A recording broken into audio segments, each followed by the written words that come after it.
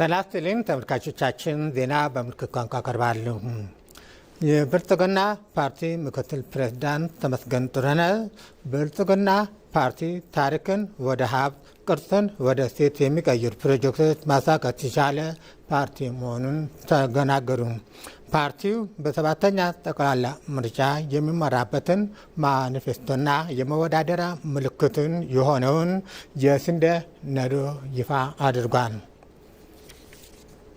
ብልጽግና ፓርቲ ለሰባተኛው ጠቅላላ ምርጫ ኢትዮጵያን ወደ ተምሳሌት ሀገር በሚል መሪ ቃል የመወዳደሪያ ምልክቱን የስንዴ ነዶ በማድረግ እንደሚወዳደር አስታውቋል።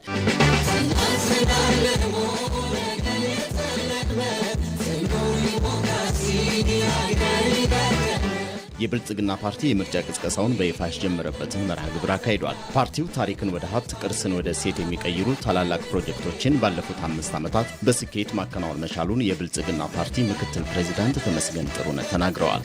ዛሬ ታሪክ በአስደናቂ ምዕራፍ ላይ አገናኝቶናል። በትናንትና በነገ መካከል በሚገኘው ምዕራፍ ላይ እንገኛለን። የኢትዮጵያ የከረሙ ዕዳዎችና ነባር ስብራቶች ወደ ኋላ ሊጎትቱን ይታገላሉ። የኢትዮጵያ እድሎችና ተስፋዎች ደግሞ ወደፊት ሊያስፈነጥሩን ይፈጥናሉ። እኛ ደግሞ በታሪክ አጋጣሚ በእነዚህ በሁለቱ መካከል ተገኝተናል። ሰባተኛው ሀገራዊ ምርጫ ማን ኢትዮጵያን ይምራ ከሚለውም በላይ ኢትዮጵያን ወዴት እንውሰዳት የሚለው የሚወሰንበት ምርጫ ነው ብንል ማጋነን አይሆንም። ብልጽግና ፓርቲ ኢትዮጵያን ከአፍሪካ ትልቋ ስንዴ አምራች ሀገር በማድረግ የምግብ ሉዓላዊነትን በማረጋገጥ ረገድ የሺህ ዘመናትን የድህነት ስብራት የሚጠግን ስራ ማከናወን መቻሉን ተናግረዋል። በሀገር በቀል ሪፎርም የተገኙ ስኬቶች፣ በምግብ ሉዓላዊነት የተገኘው ውጤት፣ ኢትዮጵያ ጸጋን ወደ ሀብት የቀየረችበት ስልት፣ ኢንዱስትሪያዊት ኢትዮጵያ ለመፍጠር የተጀመረው ጉዞ፣ ኢትዮጵያን ለማስተሳሰር እየተሰሩ ያሉ ስራዎች፣ ጤናማና የተማረች ኢትዮጵያን ለመፍጠር የተጀመሩ ውጥኖች፣ ከተሜ ኢትዮጵያን ለመገንባት የሄድንበት አዲስ መንገድ፣ በዲጂታል ኢትዮጵያ ያመጣነው ለውጥ ኢትዮጵያውያን ቀና ማለት እንደሚችሉ የሚያሳዩ ናቸው። ሰባተኛው ጠቅላላ ምርጫ ዲሞክራሲን የምናጸናበት፣ የኢትዮጵያን ሁለንተናዊ አሸናፊነት የምናረጋግጥበት ይሆናል ያሉት የብልጽግና ፓርቲ ምክትል ፕሬዚዳንትና የፓርቲው ዋና ጽሕፈት ቤት ኃላፊ አደም ፋራህ ናቸው። በሚቀጥሉት 5 ዓመታት ጠንካራ ሀገረ መንግስት ለመገንባትና ለዘመናት የቆዩ ችግሮችን ለመፍታት ብልጽግና ፓርቲ ይሰራል ብለዋል። የብልጽግና ፓርቲ ውልደትና በስኬት የታጀበው የለውጥ ጉዞ ዋነኛ ዓላማ በመደመር እሳቤ በመመራት በኢትዮጵያ ፖለቲካ ውስጥ ለዘመናት የዘለቁ መዋቅራዊ ስብራቶችን መጠገንና ሁለንተናዊ ብልጽግናን ማረጋገጥ ነው። ለዚህ ስኬትም በፍጹም ህዝባዊነት፣ በጽናትና በቁርጠኝነት ቃልም በተግባር ሲያረጋግጥ ቆይቷል። ገለልተኛ ተቋማትን መገንባት፣ ችግሮችን መፍታት እንዲሁም እድሎችንና ተጠቃሚነትን ማስፋት የፓርቲው ቀጣይ የትኩረት አቅጣጫዎች መሆናቸውን አደም ፋራህ አመላክተዋል። በዚህም የመንግስት ተቋማት ከጊዜያዊ የፖለቲካ ፍላጎቶች ተጽዕኖ ነፃ ሆነው በህግ የበላይነትና በስነ ምግባር የታነጹ ገለልተኛና ብቃት ያላቸው እንዲሁም ዘመናዊና የዜጎችን አመኔታ ያተረፉ እንዲሆኑ ለማድረግ የጀመርናቸውን ጥረቶች አጠናክረን እንቀጥላለን። በሰባተኛው ጠቅላላ ምርጫ ለአሸናፊነት ለመብቃት በሐሳብ፣ በስትራቴጂ፣ በአሰራርና በአደረጃጀት ዝግጅቱን አጠናቋል። የመወዳደሪያ ምልክታችን የሆነው የስንዴ ነዶ የመደመር፣ የምርታማነት፣ የተምሳሌትነት፣ የልዕልና፣ የሉዓላዊነት፣ የበረከትና የብልጽግና ምልክት ሆኖ በመላው ኢትዮጵያ እንደ ችቦ ከፍ እንደሚል እምነታችን የጸና ነው። ብልጽግና ፓርቲ በሰባተኛው ጠቅላላ ምርጫ የሚወዳደርበትን የምርጫ ማኒፌስቶና የመወዳደሪያ ምልክቱ የሆነውን የስንዴ ነዶ የፓርቲው ከፍተኛ አመራሮች በተገኙበት ይፋ በማድረግ የምርጫ ቅስቀሳ ስራውን መጀመሩን አስታውቋል። ትላንት በድንበር የታጠረችውና በመሰረተ ልማት ተራርቃ የነበረችው አፍሪካ ዛሬ በኢትዮጵያ የፓን አፍሪካ ሞተርነት ወደ ላቀ የፖለቲካ ኢኮኖሚ ትስስር እየተሸጋገረች ነው። ይህ ተሞክሮ ኢትዮጵያ ለሀገራዊ አንድነት ያላትን የማይናወጥ ቁርጠኝነት የሚያሳይ ተጨባጭ ማስረጃ ተደርጎ ይወሰዳል። አንድ አህጉር፣ አንድ ህብረት፣ አንድ ድምፅ። ይህ የአፍሪካ ህብረት መሪዎች ትልቅ ህልም ነበር። ትላንት በድንበር የታጠረችና በመሰረተ ልማት እጥረት የተራራቀችው አፍሪካ ዛሬ በአዲስ መንፈስ ወደ ትስስር እየተጓዘች ትገኛለች። በተለይም የፓን አፍሪካዊነት መነሻ የሆነችው ኢትዮጵያ አህጉሪቱን በአየር በየብስና በኤሌክትሪክ ኃይል በማስተሳሰር ረገድም የጀርባ አጥንት ሆና ዘመናትን ዘልቃለች። ትናንትና ዛሬ የአህጉሪቱ ትስስር ለውጥ ውስጥ ምን እንመለከታለን? ባለፉት 10 ዓመታት አፍሪካ የንግድ ልውውጥ የምታደርገው ከራሷ ይልቅ ከባህር ማዶ ሀገራት ጋር ነበር። ቅርብ ለቅርብ የሚተያዩ ጎረቤት ሀገራትም ለመገናኘት በአውሮፓ በኩል መብረር የግድ ይላቸው የነበረበት ወቅት ሩቅ አይደለም። ትናንት የተበታተነ ገበያ፣ ከፍተኛ የንግድ ታሪፍና ያልተቆራኙ የመሰረተ ልማት አውታሮች ዛሬ በአፍሪካ ነፃ የንግድ ቀጠና አማካኝነት በዓለም ትልቁን ነፃ ገበያ ለመፍጠር ተችሏል። ድንበሮች እየተዘነጉ የዲጂታልና የፊስካል ትስስር ይበልጥ ቅርብ የሆነ አዲስ ምዕራፍ እየተከፈተ ነው። በዚህ ሁሉ ውስጥ ኢትዮጵያ ለአፍሪካ ህብረት መርሆች ስኬት ዝም ብላ ድምጽ የምትሰጥ ሀገር ብቻ ሳትሆን በተግባር የምታስተሳስር ገመድ፣ በተግባር የምትገለጥ ሞተር ሆና ቀጥላለች። የአፍሪካ ሰማይ ኩራት የሆነው የኢትዮጵያ አየር መንገድ አህጉሪቱን ከቀረው ዓለም ጋር በማገናኘት ቁልፍ ሚና እየተጫወተ ይገኛል። ዛሬ ከአዲስ አበባ ተነስተው ከ60 በላይ የአፍሪካ ሀገራትን ማገናኘት መቻሉ ኢትዮጵያን የአህጉሪቱ የትራንስፖርት ማዕከል አድርጓታል። ኢትዮጵያ አፍሪካን በኢነርጂ በማስተሳሰሩም ቢሆን እንደ ታላቁ ህዳሴ ግድብ ያሉ አቅሞቿን ተጠቅማ አፍሪካን በኤሌክትሪክ ኃይል እያገናኘችም ትገኛለች።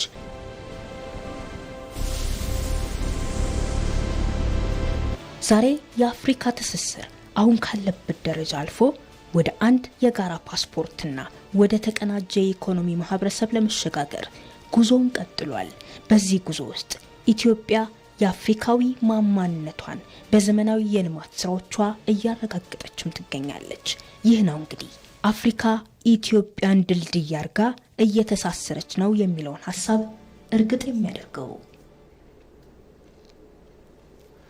ወጣቶች የኢትዮጵያ ብሔራዊ ጥቅም ለማስጠበቅ የሚኖራቸው ተሳትፎ ተጠናክሮ ሊቀጥል እንደሚገባ በውጭ ጉዳይ ሚኒስቴር የሰለጠኑ የፕሮቶኮል ባለሙያዎች ተናገሩ። 39ኛው የአፍሪካ ህብረት ጉባኤ በተሳካ መልኩ እንዲከናወን የሚያገዙ 179 በጎ ፈቃደኛ ወጣቶች የተሰጣቸውን የካዴት ስልጠና አጠናቀው ዝግጁ ሆነዋል።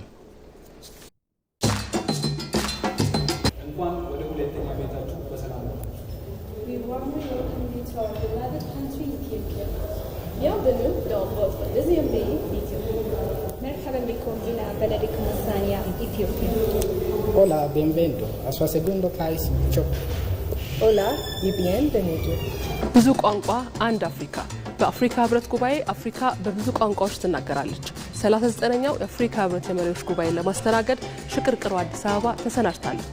እነዚህ ወጣቶች የአፍሪካ ህብረት ጉባኤ የተሳካ እንዲሆን በውጭ ጉዳይ ሚኒስቴር የሰለጠኑ የፕሮቶኮል ባለሙያዎች ናቸው። ከቅድመ ዝግጅት ስራ አንዱ የሆነው የፕሮቶኮል ስራ ሂደቱ ምን ይመስላል? ከወጣቶቹ ጋር ቆይታ አድርጌያለሁ። በአምላክ ደምስና ቦንሳ ሁሴን ይባላሉ። በውጭ ጉዳይ ሚኒስቴር ለአፍሪካ ህብረት ጉባኤ በፕሮቶኮል ባለሙያነት ሰልጥነዋል። ስልጠናውም ከኢትዮጵያ እስከ ዓለም ድረስ ያለውን የዲፕሎማሲ አካሄድ አሳውቆናል ይላሉ። ብዙ አይነት ስልጠናዎችን ነበር የወሰድነው። ከፕሮቶኮልና ኢቲኬት ጀምሮ ስለ ቱሪዝም እንዲሁም ደግሞ ስለተለያዩ ጉዳዮች፣ ስለ ሀገራችን ጉዳዮች፣ የሀገራችንን ገጽታ የሚገነቡ ነገሮች ወስደናል። ስለ ፓን አፍሪካኒዝምም ሰልጥነናል። አፍሪካ እንዴት እንደመጣች ወዴት እየሄደች እንደሆነ ወስደናል። ስልጠናችን በአእምሮ ላይም በአካል ብቃት ላይም በአስተሳሰብ ላይም እና ደግሞ በተለይ በፕሮቶኮል ስራ ከዲፕሎማትነት ጋር በተገናኘ ነበረ የወሰድነው ስልጠና። ከሰላምታ አሰጣጥ ጀምሮ ትላልቅ ባይላተራሎች እንዴት እንደሚካሄዱ ሁሉንም ነገር ነው ያየንበት። በፕሮቶኮል ስራ ትንሽ የሚባል ስህተት የለም የሚሉት ወጣቶቹ የሀገርን ገጽታ ከመገንባት አንጻር በስልጠናው ያገኙት እውቀት ትልቅ እንደሆነም ይገልጻሉ። ፕሮቶኮል ላይ ከዚህ ቀደም ብዙም ግምትም አልሰጣቸው በጣም ጥቃቅን የሚባሉ ነገሮች ላይ ትልቅ ዋጋ እንዳላቸው ነው የተማርኩት። ለምሳሌ ስክሪፕቶ ስናስቀምጥ የምናስቀምጥበት መንገድ፣ ኢቭን ስክሪፕቶ ብቻ አይደለም ውሃ ራሱ ስናስቀምጥ የምናስቀምጥበት መንገድ ትልቅ ዋጋ አላት። የምትሰጠው መልእክት ብዙ ነች። ያቺ ነገር ተሳሳተች ማለት እንደ ሀገር ገጽታችን ላይም ነው ተጽዕኖ የምታመጡ። የፕሮቶኮል ስራ በጣም ጥንቃቄን የሚፈልግ ፍጥነትን የሚፈልግ ስራ ነው። ወክለን የምንሄደው ሀገራችንን ነው፣ የሀገራችንን ኢሜጅ ነው። ለዛ ቅልጥፍናችን ያስፈልጋል። ጥንቃቄ እያንዳንዱ ስራ ላይ ማድረግም ያስፈልጋል። ወጣት በአምላክና ቦንሳ አሁን ላይ በኢትዮጵያ ወጣቶችን የሚያሳትፉ አካሄዶች መኖራቸው እንደሚያስደስታቸው ገልጸዋል። አክለውም ሀገርን ማገልገል ትልቅ ክብር በመሆኑ ወጣቱም ሊሳተፍ ይገባል ሲሉም ተናግረዋል። ሀገርን ማገልገል ሀገርን መውደድ ነው። ለሀገሬ ምን አረኩ ከሚል ከውስጥ የሚመነጭ ፍላጎት የሚመጣ ነገር ነው። ከውስጥ የሚመነጭ ፍላጎት የሚመጣ ነው። እንደዚህ አይነት ነገሮችም እድሎች በራቸውን ክፍት አድርገው መጥተውልን ስለማያውቁ አናያቸውም። እንደገና ደግሞ እንደዚህ አይነት ነገር ላይ መሳተፍ ከፖለቲካ ጋር ሰው ያገናኘዋል። ግን ይሄ ከፖለቲካ ጋር የሚገናኝ ነገር አይደለም። ሀገርን ማገልገል አሁን ላይ ያለው ነገር ሁሌም ወጣቶችን የሚያሳትፍ ነው። ወጣቶች ወደፊት እንዲመጡ ሀገራቸውን እንዲወክሉ በጣም እየተሰራ ነው ያለው። በጣም ነው የምናመሰግነው። በጣም አፕሪሺየት እናደርገዋለን። ምክንያቱም ከዚህ በፊት ወጣቶች ያን ያክል ቦታ ተሰጥቷቸው ሀገራቸውን እስከ መወከል ደረጃ ድረስ በያንግ ኤጅ ላይ አንቀርብም ነበረ። ይሄ ግን በጣም አስደሳች መቀጠል ያለበትና ትልቅ ኩነት ነው። የፕሮቶኮል ስራ አንዱ ዲፕሎማሲን ማጠናከር የሚቻልበት እድልን የሚፈጥር ነው። በዚህ ሂደት ውስጥም የኢትዮጵያን ብሔራዊ ጥቅም ማስጠበቅ ያስችላል። በመጨረሻም ከለውጥ በኋላ በተከናወኑ ተግባራት የምርጫ ምህዳሩ መሻሻል ማሳየቱን የፖለቲካ ተንታኙ ዋሲን ታዬ ገለጹ። ሰባተኛው ጠቅላላ ምርጫ የበለጠ ውጤታማ እንዲሆን ከህዝብም ሆነ ከመንግስት ሰፊ ስራ እንደሚጠበቅ ተጠቅሷል። በኢትዮጵያ እየተደረጉ የነበሩ ጠቅላላ ምርጫዎች ዜጎች የፖለቲካ ስርዓትን እንዲለማመዱ ጉልህ ሚና እንደነበረው የፖለቲካ ተንታኙ ውብሸት ታዬ ገልጸዋል። ይሁንና ከዚህ ቀደም የነበሩት የምርጫ ሂደቶች በርካታ ችግሮች የነበሩባቸው መሆኑንም የፖለቲካ ተንታኙ አስታውቀዋል። ከለውጡ በኋላ በተከናወኑ የምርጫ የህግ ማሻሻያዎችና ሌሎች ጉዳዮች ከዚህ ቀደም ከነበሩት ጊዜያት የተሻለ ሁኔታ እንዳለም የፖለቲካ ተንታኙ ውብሸት ታዬ ጠቅሰዋል። ዋናው ነገር በህግ ነው ስለ ህግ ነው መናገር መቻል ያለብን። በህግ ማዕቀፍ ውስጥ ተሆኖ ነው ይሄ ነገር የሚሆነውና አንደኛ ከዚህ ቀደም ሲል የነበረው የምርጫ ህጉ ነበር እስከማስታውሰው ድረስ 2011 ላይ የተሻሻለው ማለት ነው። ጥሩ በሚባል ሁኔታ እስከምረዳው መልካም በሚባል ሁኔታ እንደተወሰደ ተሳትፎ ነበረን። እንትኑን የምገምገም እኛ እንኳን ሚዲያ አካባቢ ያለው ነገር ነው። ግን ምርጫው ላይም የምርጫ ህጉ ሲወጣ ጥሩ ነው። አንዱ ያ ነው። ሌላው ዓለም አቀፋዊ ሁኔታውም በጣም ጥሩ ነው። ተደራሽነቱም በጣም ጥሩ ነው። ዛሬ እዚህ ቁጭ ብለህ የትም ቦታ መድረስ ይቻላል። ሀሳብን በተለያዩ ማህበራዊ የሚዲያ ፕላትፎርሞች ሀሳብን መሸጥ የሚቻልበት ጊዜ ነው እና ይሄንን እድል አለመጠቀም በጣም ከባድ ነው። ከታወቀበት 3 መስመር ጽፈህ ብዙ ለውጥ ማምጣት የሚቻልበት ፖዚቲቭሊ ማለት ነው። ዝም ብሎ ለማጥፋትና ሌላ ነገር አይደለም እና ይሄ በጣም ትልቅ እድል ነው። ይሄንን የዘመን በረከት አለመጠቀም በጣም አስቸጋሪ ነገር ነው ብዬ ነው የማስበው። ምርጫ ሲደርስ የፖለቲካ ፓርቲዎች የሚያደርጉት እንቅስቃሴ ህብረተሰቡ ፓርቲዎቹ ያላቸውን አቋምና አቅም ለማወቅ እንቅፋት በመሆኑ ቀደም ብሎ ስራቸውን ማከናወን ላይ በትኩረት ሊሰሩ እንደሚገባም የፖለቲካ ተንታኙ ገልጸዋል። ሰርገኛ መጣ በርበሬ ቀንጥሶ አይነት ነገር ደግሞ እመለከታለሁ። መጨረሻው አካባቢ ላይ መጨረሻዎቹ 6 ወር 1 ዓመት አካባቢ ላይ እንደውም አንዳንድ የፖለቲካ ፓርቲዎች በኪሳቸው ሰርቲፊኬታቸውን ይዘው የሚዞሩ የሚሏቸው አይነት እንደው ላሟ ልትወልድ ደረሰች የሚባልበት ሁኔታ አለ።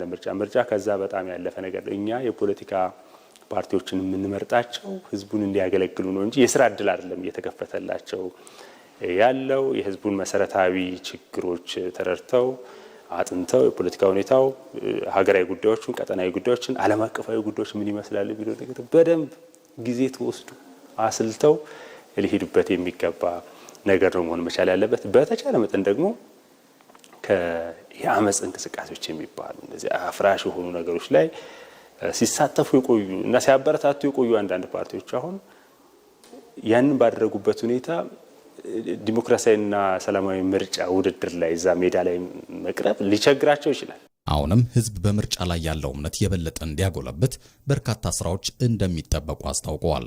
ገና ያልተሻገርናቸው ነገሮች አሉ። በነገራችን ላይ ፖለቲካን ከኤሌክትሪክ ጋር ማያያዝ፣ ምርጫ በመጣ ቁጥር የታለፈበት የእስር ሁኔታ የጠፋባቸው አጋጣሚዎች ነበሩ። ብዙ አእምሯችን ውስጥ ብዙ ነገሮች አሉና ያ ነገር እንደማይደገም ማሳየት መቻል ያስፈልጋል። ነፃ መሆኑን ማሳየት መቻል ያስፈልጋል። እርግጠኛ መሆን መቻል ያስፈልጋል። መደላደሉን ማመቻቸትም እንደዚሁ በጣም ያስፈልጋል። ፓርቲዎችም በህዝብ የተሰጠውን ድምፅ ማክበር እንደሚገባቸው የፖለቲካ ተንታኙ ውብሸት ታዬ ጠቅሰዋል። ዜናው አበቃ። ከቀሪ ፕሮግራሞቻችን ጋር መልካም ቆይታ